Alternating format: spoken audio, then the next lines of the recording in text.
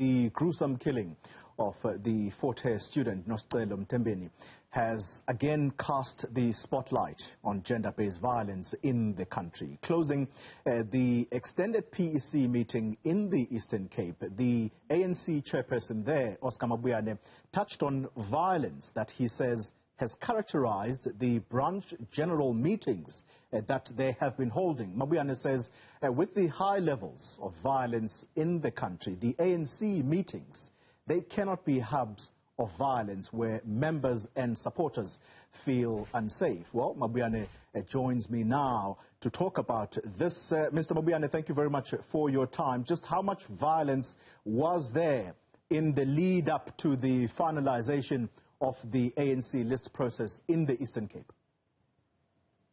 Thank you very much, Cody. Good day, good morning to you and good morning to your viewers. It's a question of incidences. We noted and noticed a few incidences out of more than 700 wars in the Eastern Cape. We had less than 10 incidences of reported violence in our meeting across the districts.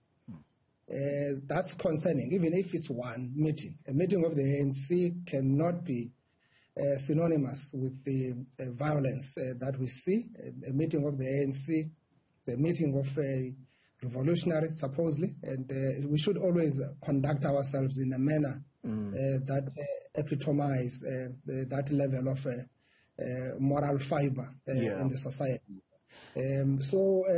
Unfortunately, ANC is an organization, living organism that lives not in a vacuum, but lives in a society. And all what we've been seeing, whether you talk about the gruesome killing of Nostelo, whether it would be other very much foreign tendencies that would be observed in our meetings, not only ANC meetings, but meetings in general.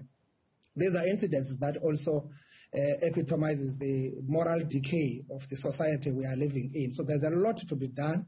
It's not about ANC, and government alone also cannot be able to deal with these issues. That's why in the province, led by government, we do have the processes and programs in place that we are dealing with the Office of the Premier, coordinating all government departments and all civil society organizations to respond to the challenge that we have, but also at the same time having that multi-sectoral gender-based violence rapid response team to respond to the presidential call we had with SAP, LPA, and everyone being on board. Yes, Premier, let me interrupt you there because I'm going to come back in a bit on the murder of Nostelo Mtembeni, because that's a very topical issue, particularly in your province.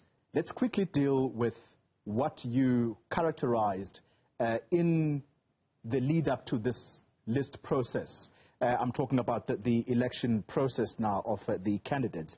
You say that there was not only violence, but the manipulation of candidate selection process, including gross violation of COVID-19 regulations.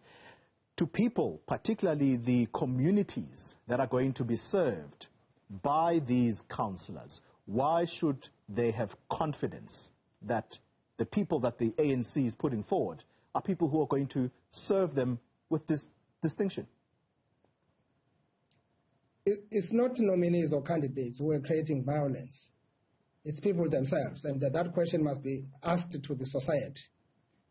Why the society behaves like this.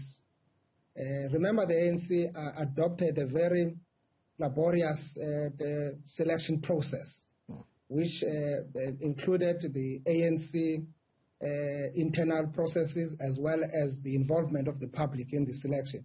And the ANC is very proud of that. It is part of our renewal program and part of admitting to all the weaknesses and all these malfeasance or foreign tendencies is part of the renewal itself, so that we can correct what we see that is wrong. Well, so the ANC is very much concerned, and as I said, even if it's one ward out of 710, 15 wards in the Eastern Cape, even if it's one ward, it's concerning, because when you begin to start issues of violence, you would find that men are at the center of that, and that intimidates women.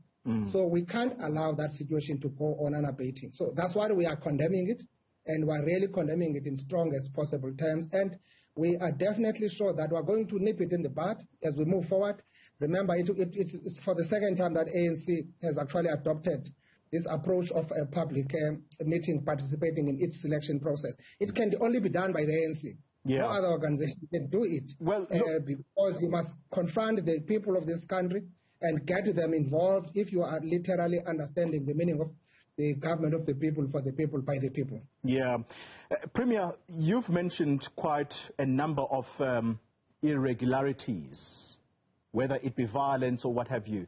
The other concerning element is that in this process of selecting the nominees who are going to be councillors, you say that the young people are not coming through. They are not being nominated in these meetings. Women are not being nominated in these meetings. They're not coming up in leadership positions. It begs the question that will there be any change, tangible change that these communities are going to see, given that it looks like there is not going to be any fresh ideas?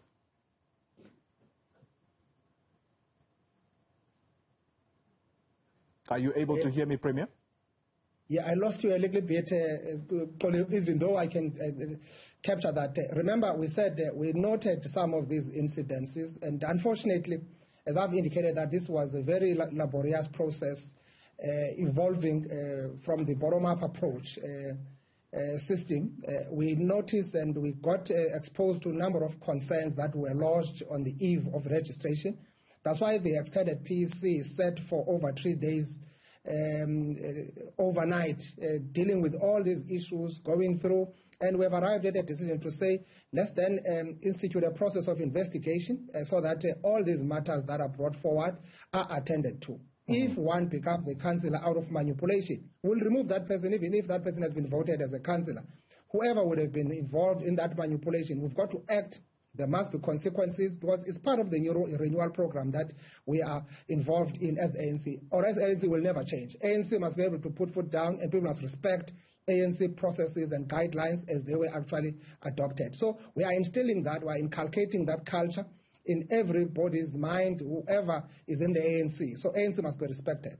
So we're dealing with that. Yes, of course, the concern of young people, women, is what we see. And from where we are, we believe that the absence of the Youth League for some time has contributed immensely in us really having young activists coming up into the ranks, but also the lull that you would probably be observing in the society with the absence of the Youth League. Yeah. We're happy that Youth League comes back, and the task teams have been established, and we believe that Youth League will occupy its rightful place moving forward. But ANC has got a responsibility to have young people, whether there's a Youth League or not. It's got a responsibility to have women. That's its constitutional responsibility. And we are always ensuring that women are actually making 50% of whatever list that ANC has adopted. That's part of the transformation agenda we are leading as the ANC in this country. We've got to change the patriarchal relations in our society. We've got to have women competent leading, the ANC leading government, and that's our commitment. Yeah. So we're dealing with those issues, and we go to an extent of being mechanical where those issues are not really done. That's why you have got a PR and a ward. If ward councillors, as they come through the popular demand of masses, are without women, which is a concern, why people in the wards are not nominating women, whilst we know that women are many, actually constitute the majority part of our population. Why women are not coming up? It's a concerning issue that the ANC politically is grappling with, and we're looking at it so that we address all these issues. We look at the entire ecosystem, we confront this issue, we bring solutions to such problems. So we are committing ourselves in that, and ANC as an organization must function properly from the ward up to the national, so that we are able to uproot all these funny tendencies that undermine the national democratic revolution. Premier, I'm completely out of time. 2 quick questions to you, if you could answer as briefly as you possibly can. Going back to the gruesome murder of Noscelo Mtembeni at the hands of her boyfriend, allegedly, given also what the NPA has now come out to say, that there has been a confession from him. Government in 2020, that was last year, it launched what was called the National Strategic Plan on Gender-Based Violence and Femicide. How far has your province gone in implementing some of what was contained in that document? We have done a lot. We have established a lot of structures. We've got structures in place and working with the civil society, and Office of the Premier, as I said earlier, is coordinating that work. We do have our rapid response team, strategic rapid response team, which is made up of all the relevant organizations, your SABs, your NPA, your Department of Justice, the NGOs from the civil society, but also working with the men's sector that are coming up quite strongly. It's a very unfortunate situation that as government we should be very much worried about such incidences. It actually shows element of cannibalism. I think men are degenerating to another level. And it's very unfortunate that indeed gender-based violence and femicides are always done by those who are close to victims and those who claim to be loving victims, which makes it difficult for government sometimes to monitor the situation 24 hours. But we do have structures in place. We are working, and we are also quite happy that a number of these incidences are reported.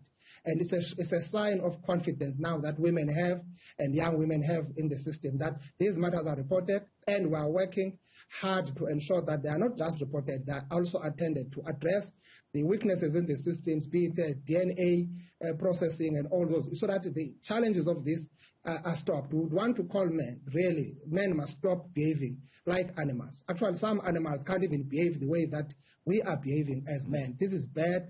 This is a serious gruesome killing that will actually remain forever flamboyant in our minds. So we definitely want to call upon the society, call upon everyone to stand up now and stop this ongoing challenge. And it becomes worse when we talk about August, the Women's Month, at a point when we should be reporting zero problems of this nature. People go out as if there's nothing like that. We don't want this. We want people, women, to be safe 360 days, 24/7. So we've got to have these solid campaigns in place. We want to extend our once again, deepest word of condolences to the family. I met the family.